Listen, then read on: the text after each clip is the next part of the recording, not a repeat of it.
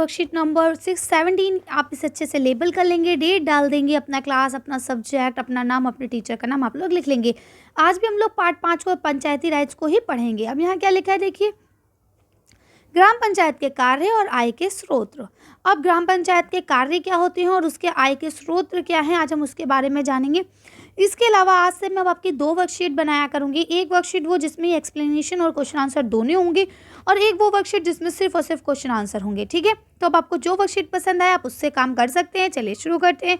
ठीक है प्यारे विद्यार्थियों, किसी एक गांव में रहने वाले सभी ग्रामवासियों व्यासी जो अपनी आयु 18 वर्ष पूरी कर चुके हों, ग्राम सभा के सदस्य होते हैं। यही सदस्य मुख्य यानी ग्राम प्रधान तथा अन्य वार्ड सदस्यों का चुनाव करते हैं। ग्राम प्रधान तथा चुने गए वार्ड सदस्यों से मिलकर ग्राम पंचायत बनती है। ग्राम पंचायत का गठन 5 वर्ष के लिए किया जाता है।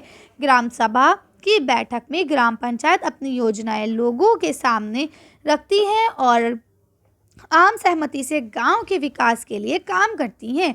तो अब आपको यहाँ तक पता चल गया क्या, ग्राम पंचायत का या ग्रामवासी होने की वजह से जो भी इंसान 18 साल क्रॉस कर चुका है वो ग्राम सभा का सदस्य बन सकता है, और वही लोग मिलके इन सब का चुनाव करते हैं। ग्राम प्रधान तथा चुने गए ग्राम वार्ड के जो सदस्य होते हैं वही ग्राम पंचायत मिलकर बनाते हैं।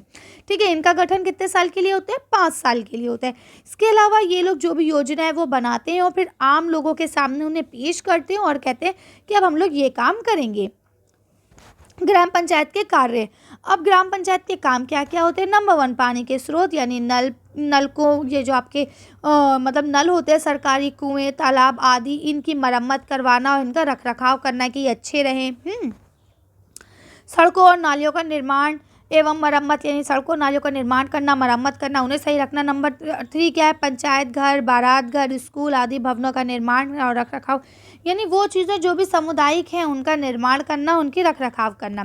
ठीक है, गांव के लोगों को रोजगार देने संबंधी सरकारी योजना लागू करना, और उसके अलावा क्या है, पशुधन विकास कार्य यानी कि पशुओं के लिए भी पशुओं के लिए हॉस्पिटल्स बनवाना, या उनके जो लोग पशु पाल रहे हैं उनका केयर करना कि भाई इनके वहाँ अगर पशु पाले गए हैं तो सही है या नहीं, इस तरह की जांच करना, ये बहुत ज़्यादा होता है। चलिए आगे पढ़ते हैं। क्या लिखा है, ग्राम पंचायत के आय का स्रोत यानी ग्राम पंचायत काम तो करती है तो इसको इनकम कहाँ से होती है। भाई अपनी जेब से तो कोई पैसा लाएगा नहीं और किसी पास मशीन भी नहीं है जो पैसे बना सके, तो इनको पैसे कहाँ से मिलते हैं। तो चलिए जानते हैं कि इनको पैसे कहाँ से मिलते हैं। तो पहला सूत्र ये है कि गांव के बाजार और मेलों पर लगाए जाने वाले कर से मिलने वाली राशि, यानी कि गांव और बाजार में जो मेले वगैरह लगते हैं ना, तो उन पे क्या करते हैं ये लोग, जो मतलब स्टॉल्स वगैरह लगाते हैं ठेली वाले, उनसे कुछ 10 रुपये 50 रुपये इस तरह से लेते हैं कि तुम यहाँ खड़े हो रहे हो तो तुम किराया दो, और वो टैक्स जो है वो इनके पास जाता है, ग्राम पंचायत के पास। नेक्स्ट है पशु खरीदने व बिक्री पर लगाए जाने वाले कर, यानी अगर आप पशु खरीदेंगे या पशु आप बेचेंगे तो उसके अगर मतलब आप सरकारी तौर पे बेच रहे हैं ना, तो उसको जो है कुछ पैसे आपको देने पड़ते हैं।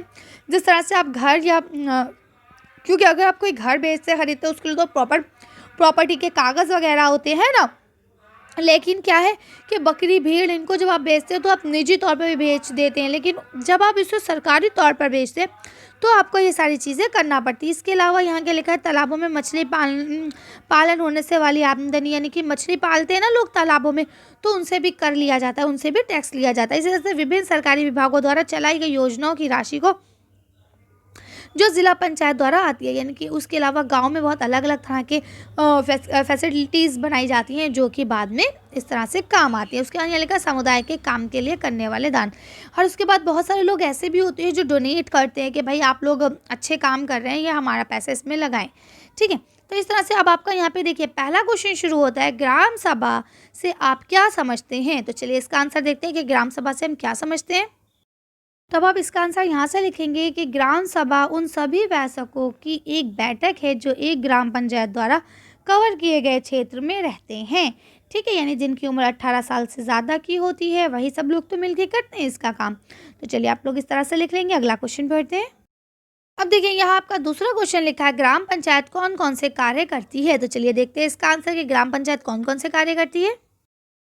अब यहाँ से लिख सकते हैं ग्राम पंचायत के कार्य क्या क्या हैं। तो आप लिखेंगे पानी के स्रोत, यानी कि जो भी नल तालाब कुएं वगैरह है उनकी मरम्मत करना, उनका रख-रखाव करना, इसके अलावा सड़कों और नालियों का निर्माण करना या अगर टूट गई हैं तो उनको सही करना। इसके अलावा पंचायत घर, बारात घर, स्कूल आदि यानी कि वो सारे भवन जो कि सामुदायिक हैं, जो एक इंसान के नहीं हैं, सरकारी तौर पे हैं, उनका रख-रखाव करना, उनका ख़्याल रखना, उनकी मरम्मत करना, है ना? गाँव के लोगों को रोज़गार देना, इसके संबंधित सरकारी योजनाएँ वगैरह लागू करना, ये सारे काम और पशुधन विकास का कार्य, ये सारे काम कौन करती है? आपकी ग्राम पंचायत करती है। चलिए आगे बढ़ते हैं। आपका क्वेश्चन नंबर 3 है, ग्राम पंचायत की आय के स्रोत बताइए, यानी ग्राम पंचायत को आय कहाँ से मिलती है, इसके बारे में लिखिए। इसका आंसर यहाँ से लिखेंगे कि ग्राम पंचायत की आय के स्रोत क्या-क्या है, यानी उन्हें पैसे कहाँ से मिलते हैं। तो अब उसका लिखेंगे कि बाज़ारों, मेलों से जो मिलते हैं कर, वो चीज़ें, पशु खरीदने या बेचने पर जो पैसे आते हैं, कर, टैक्स लगाया जाता है वो, या तालाबों में अगर कोई मछली पालता है तो उसके ऊपर टैक्स लगाया जाता है वो, ठीक है। या मछलियाँ अगर मान लीजिए गवर्नमेंट ने ही पाली है तो उसे जब गवर्नमेंट बेचेगी तो उसके ऊपर उसे अच्छी इनकम होगी।